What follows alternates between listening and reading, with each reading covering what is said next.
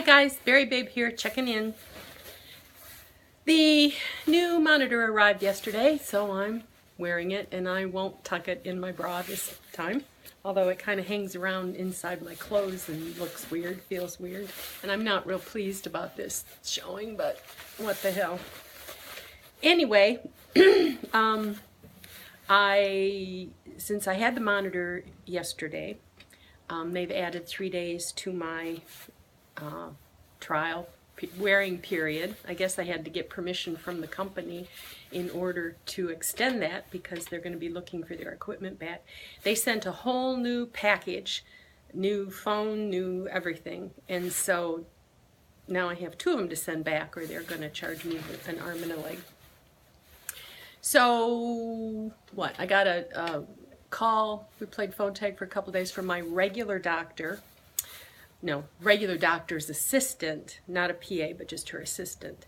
What the hell was going on? Because I was trying to get an x-ray letter. So I go in to see her on Monday, which is a whole week earlier than I would have been able to get in had I not seen the other guy. So I have not been wearing the boot probably like I should around home. I don't see that, I don't feel any difference, but when I go out and do major walking, then I wear the boot. So I got up and got out yesterday and ran to the grocery store to get some eggs for my husband, because I keep the boiled eggs going, and I cooked them in my Instant Pot, but I'm used to cooking them in my other pressure cooker, which is very much like the Instant Pot, but I just really wanted to be able to use the YouTube videos and things that were Instant Pot specific, and then I can go back and use it on the other one. So the setting that I ended up putting them on in my one, my old one, my husband's out in the car and I'm being distracted, sorry. In my old one, I put them on low pressure for 10 minutes. On the new one, I think it ended up being high pressure for 10 minutes. And they got cooked, but they didn't come out bright white and pristine. But they were okay for my husband. When I do them for Christmas, I probably, if I haven't worked out the bugs, I'll cook them in the old one because I like them very white. And then I clean out the insides and put the squirt in a Wilton squirt bag, so it stays for a couple weeks in the fridge for leftovers. So last night, yesterday I tried to eat enough salty things. I still am not having major swelling. Just when you want it, damn it, it doesn't happen. I need to go on a long car ride or something.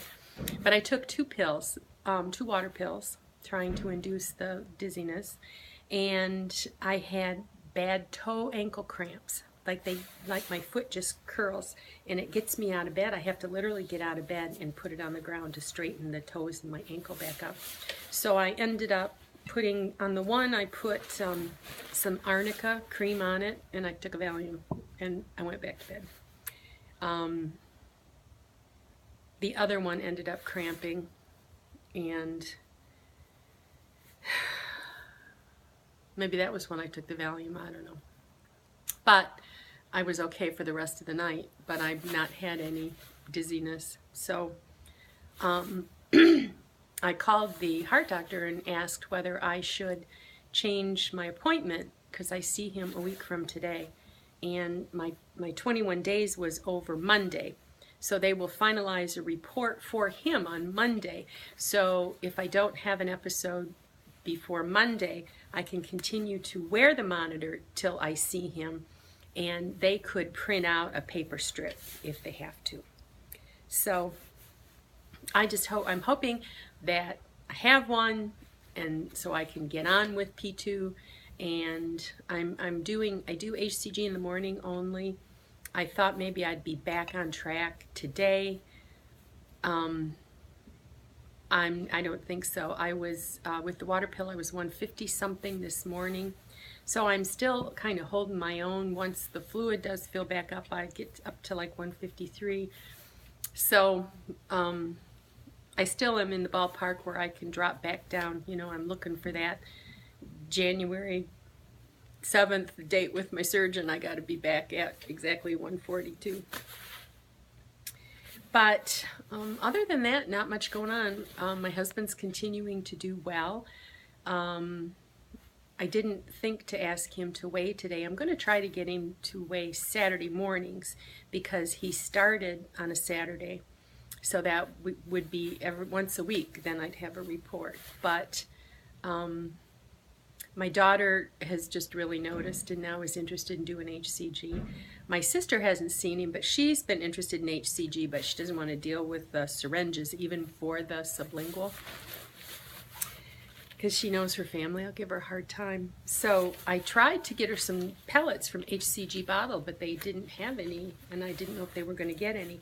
So I had used Intermountain HCG pellets. I hadn't been that thrilled with them, but other people have done okay. But they wouldn't take my credit card, and I didn't want to have to write a check and then mail them to her, so I just sent her the link. So I don't know if she's going to do anything about it. You know, when you know you need to do something, but you're nervous about it, and you know it's not going to be fun, then you're not in any real hurry to go out and do something about it. Whereas I get hungry, I want to learn it all. But she's not ADHD like I am. That's kind of my style. Is I you know, when I was diagnosed as a diabetic, I bought every book I could, and I read and I read and I read till the point where I practically, I won't say knew more than the doctors, but I was looking at every symptom, and I knew, to the point where several years later I had bought a couple, when the new insulin came out, the fast-acting insulin, I bought a couple of books and read about it, and I was getting the insulin from Canada and taking it myself without even telling my doctor, because I didn't want it in my medical record. It's a mark against you. I suppose that's stupid, but I don't necessarily feel that on a day-to-day basis your doctor, you know, you see him once a month. Like that blood pressure medication that my doctor allowed me to take when I felt like I needed it, and the young doctor said, "Oh, we don't prescribe that way." Well, asshole, yeah, well, I take it when you don't need it, and then what, I'm supposed to call her up every time I do need it, make an appointment, wait, go in, get it, and then take it? But then I could drop dead. Of course, I haven't needed it, although I do get agitated from time to time, and it does go up. What do they call it? White coat blood pressure, something like that. But the water pill, I don't always need it, so why should I take it all the time? So why not have it? But two is too many. And thinking about it, yeah, I can't use that to control my weight. So I need to find out what's going on, and then I need to work out a plan. So there really is not much else going on. I'm living a really boring life. I still want to do a sugar-free cheesecake in my pot, Instant Pot, and I did find I do have a 6-inch springform pan, but I just haven't gotten around to getting out there and getting it done. So perhaps when you're still eating the real thing with things with sugar in it, that's not as appealing. So tonight I think I am heading to Saginaw to the Kohl's there to see if I can find that last pair of yoga pants. And I am making excuse me.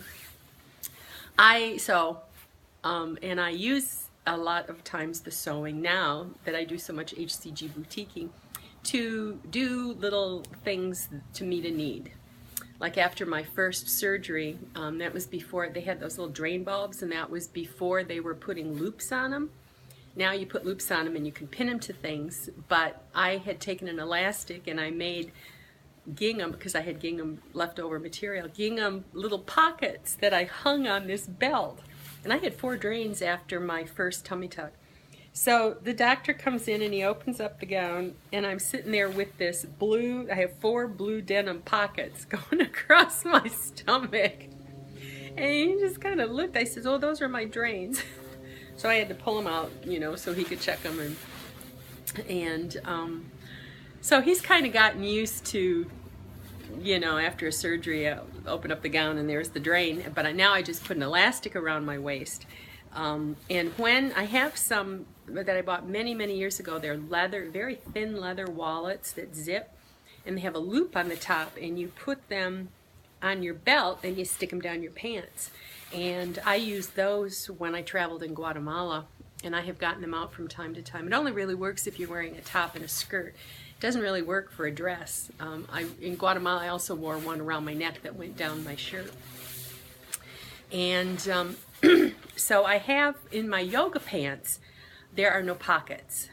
And so I have this belt. I had some wide elastic like you sew into underwear, men's underwear, that really stretchy, soft.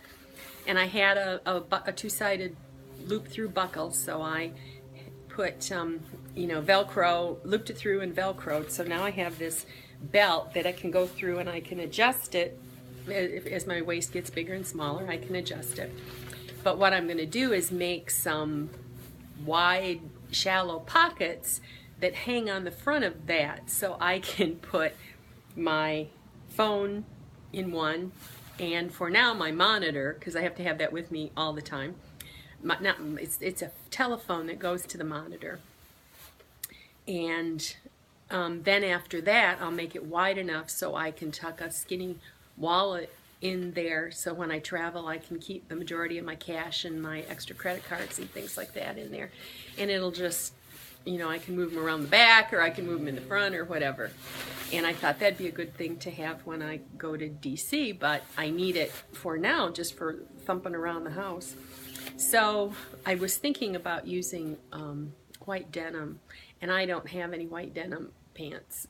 So I think I'll go to the Goodwill there, the HCG boutique, and see if I can't find a big pair of twill or white jeans. I want something that will have firmness, but not a lot of, I don't want it too heavy, but I want it to hold its shape. So when I put that phone in and out of there, and then I'll be able to go in and out of the different rooms without having to worry about taking them along. This phone has a case, but it's very heavy, and it has you can loop it through. I suppose I could loop that through the elastic. That would work. Loop the elastic through it and wear it just hanging on the elastic. That'll be good before I get the pocket done. But I don't wear belts. And my dress pants have, it's knit. There's no waistband for loops. And so that thing, I can't clip it. I can stick it down my pants, but that doesn't always work. So anyway, you got my ramblings. It's a cool day here, but as you can see, it's a pretty day. My husband has a Lions Club meeting. They're gearing up for their, I don't know, 50-year anniversary for Lions Club or something that's happening right before we leave. And so they're going down to the different Lions Clubs in the area, making them aware of the celebration and inviting them to come. So he had his regular Lions Club meeting last night, and tonight he's going to another small town with his sister who's in the club. Last night at their regular dinner, he was able to get ham and cottage cheese. They pay X amount of money, and then the restaurant has a couple of meals they can choose from.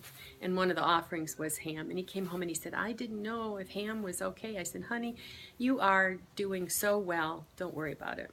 So he is doing well. So now I got to get back on the stick and get back on my keto. So that's all for now. I'm running out of time. Bye-bye.